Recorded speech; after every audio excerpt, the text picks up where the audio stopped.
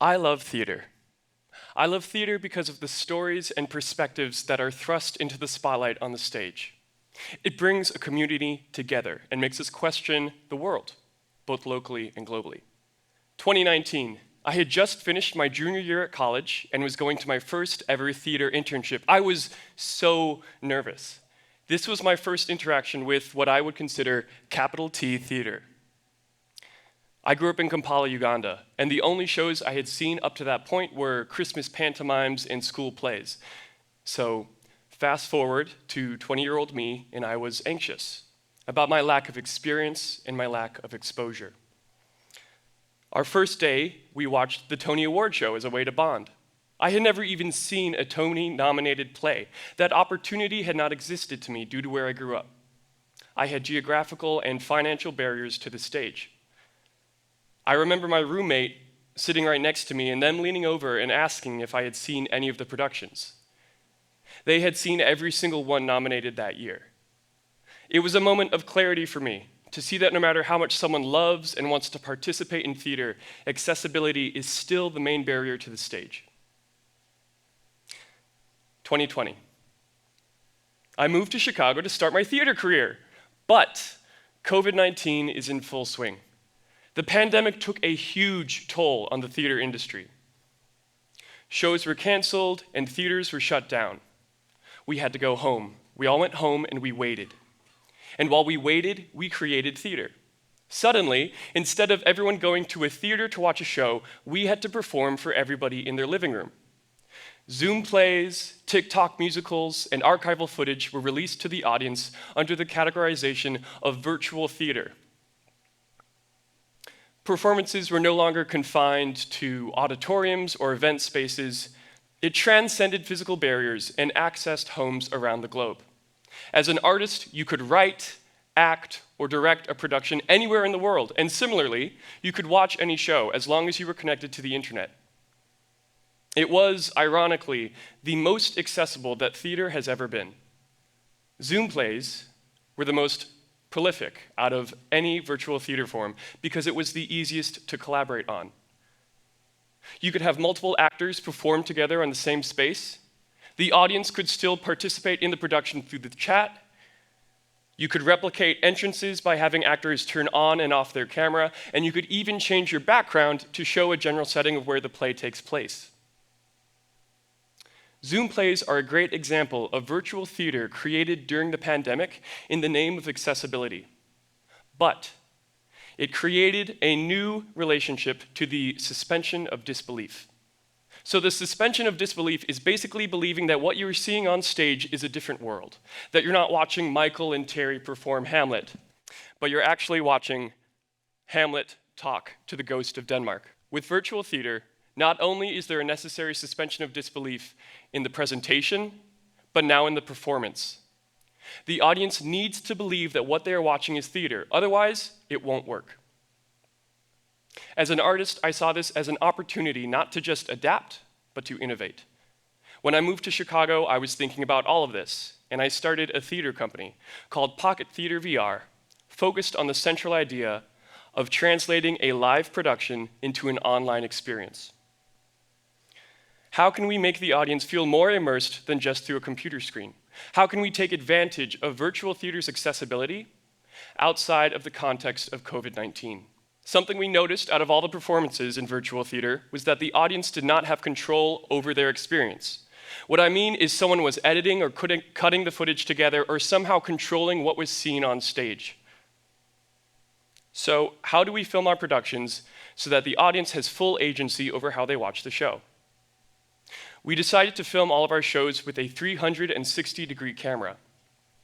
When you're accessing it in virtual reality, you can turn your head and explore every angle of the stage as if you're sitting in the front row. It is a paradigm shift that opens new doors to artistic creation.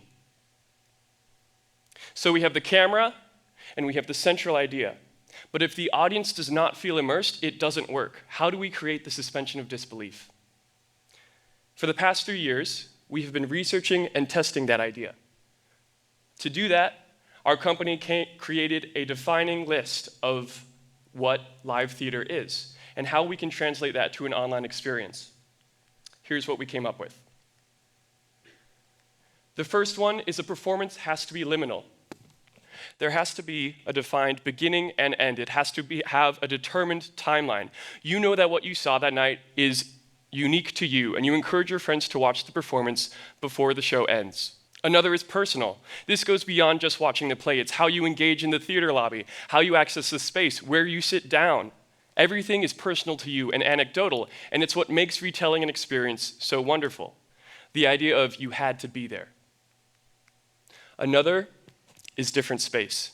This is a physical commitment on your part to the entertainment. You need to move to watch the play. The change of environment makes you focus on the production without everyday distractions. And the last is collective effervescence. What that is, it is the feeling of energy and harmony when multiple people come together for a shared experience. It's the physicality of being in a shared space. It's exactly what's happening right now. You being in this room changes the energy, and it is essential to the dynamic of live theater. So, how do we translate that to virtual theater? The first, liminal. Easy. The online production mirrors the timeline of a physical production. Afterwards, the show can be treated as archival footage or stay online for viewing. If you're in a different time zone, you are still able to watch the show, but you know that you only have a defined amount of time to watch it. Next, personal. This is exactly why we film with a 360-degree camera. If you're bored right now and you want to count how many lights are in the grid, or if you want to watch a performer in the wings, that's completely your call. I've done it many times when watching a show. But that's why we film it with a 360-degree camera. We also don't cut the footage at all. We want to ensure continuity and uphold the energy of that night. Live theater is about making mistakes and discoveries, and we want to respect that. Something else we chose to do is we don't move the camera at all. We treat it as if it's a virtual head sitting down in the front row. Our reasoning is that as soon as we move the camera, the audience will understand that they are not there. They won't feel like they're in control of the experience, and the illusion will break. Different space. Virtual theater is not about physical spaces. It is about our relationship to online applications. So we need to think about user experience. Zoom is a great example. In 2020, Zoom was used everywhere for theater. But since then, our relationship with the program has changed to a more professional setting. You don't open Zoom for entertainment anymore. Because of that, all of our shows are housed on YouTube. And YouTube is compatible with virtual reality. When you're watching our shows with a VR headset, it forces you into a different location, makes you focus on the production without everyday distractions. Collective effervescence. This is the million-dollar question right now, and exactly the difference between live and virtual theater. I have not had a virtual experience that is able to accurately replicate this. We are still researching and understanding what this looks like, but let me paint you a picture of what I imagine it to be. So you log in to your VR headset to watch one of our plays. When you log in, you're accessing a virtual building. You're able to interact with everybody online who is also choosing to watch the play. When it's time for the play, you enter the theater and you sit down. When you sit down, you're watching the live camera feed of the play. When you get back up, you're in the virtual building. What does this look like? So, logistically, the camera itself is a little bit thinner than a Rubik's Cube. We also invite a live audience, and we place the camera and the mic among them so that when you're watching online, it feels like you are there. Because of how we film this, we are also able to ticket for a live audience, but also market to an online user. We're in control of how long the show runs, and we can sell as many virtual tickets as we want at an affordable price. And the best part is, it's the best seat in the house. But in your own house. I mean, what? This is an example from a reading that we did. It's called Crossing, written by Morris McLennan, and it's filmed at the Understudy, which is a bookstore in Chicago. Here's a snippet from the point of view of the camera. Do you think this is one? I don't know. I think it's a geode. Do you have anything to like... Oh, yeah.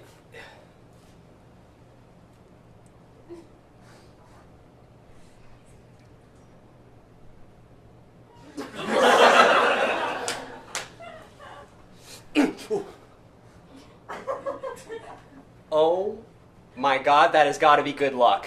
No, I think I'm just better at finding geodes than you. VR isn't just for filming from the front row. It's also for new experiences. We just finished filming a show called Rat Mass.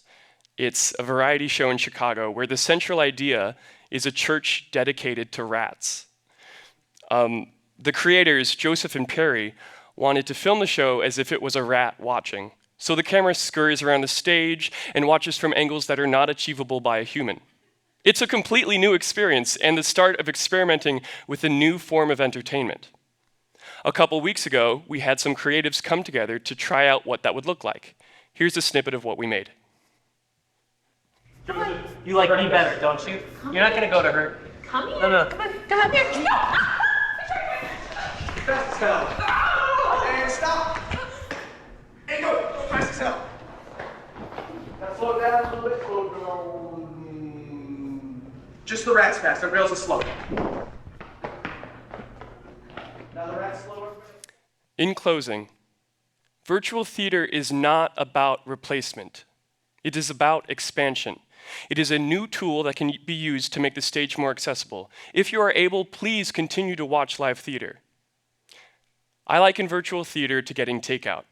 You have the protein of the meal, but you don't have the environment of the restaurant. However, at the end of the day, more people are eating. This idea is not designed for everybody here in the audience. You are here, you're sharing this moment with me. Thank you. This idea is designed for everybody watching online. My family, friends, and people who are not physically able to make this talk. It's designed for retirement homes, hospitals, and anyone who feels more safe in the comfort and safety of their own home. And personally, it is designed for the 20-year-old me who is anxious because they never had the opportunity to see theater growing up. Thank you.